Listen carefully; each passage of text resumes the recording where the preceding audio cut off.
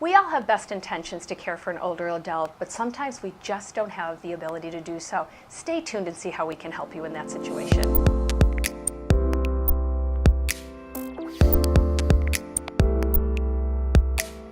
Hello everyone, Terri Maxeiner here with Providence Solutions, and we have a wonderful guest today. We are really exploring the subject of elder abuse, and I have Hannah Martin here with us, and Hannah is an expert in that field, and we're going to talk about passive neglect.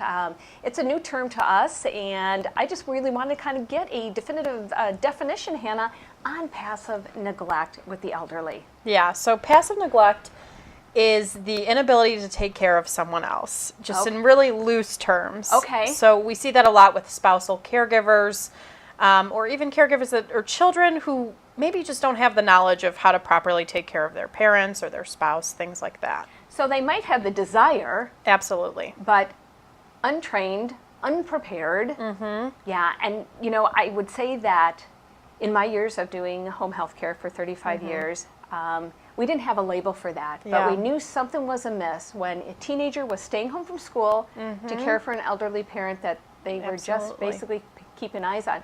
So are we getting those reports coming in? Yes, I would say that out of, at least for Will County, those are the highest reported cases that we get. It's just like people that don't have the education, or they don't have the resources, or they just, sometimes it's burnout, you know, I just don't know what to do anymore. So are they reporting themselves, or is it normally someone else calling in? It's definitely someone else calling in. Yeah. It's usually not someone, I need help. I mean, No. we wish people would not get to that point of stress, burnout, where they're both in an unhealthy situation. So whether or not it's another family member calling in regarding that. So what happens in that case? You guys do come out and do a home visit? Absolutely. So we would go out and assess the senior, see kind of what their needs are. We'd talk to them about the report that we received. And then we kind of work to see what kinds of resources we can get into the home, or even for the person that's taking care of them, to make sure that they're not in that situation any longer. And what are kind of some of the things that we do that you would offer them? Yeah, so we refer them to like a homemaker service. We refer them to long-term care if that's something that they're looking to do.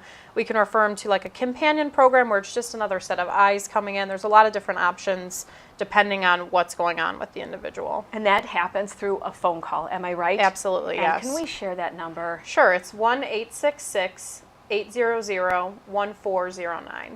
And that's a 24-hour hotline. So. 24-hour, and a human real being, people. real people answer that. Yeah, exactly. Yeah. I mean, I know we're talking here with smiles on our face, but you know what? That passive neglect, it's real. My years of doing home care, like I said, I've seen it.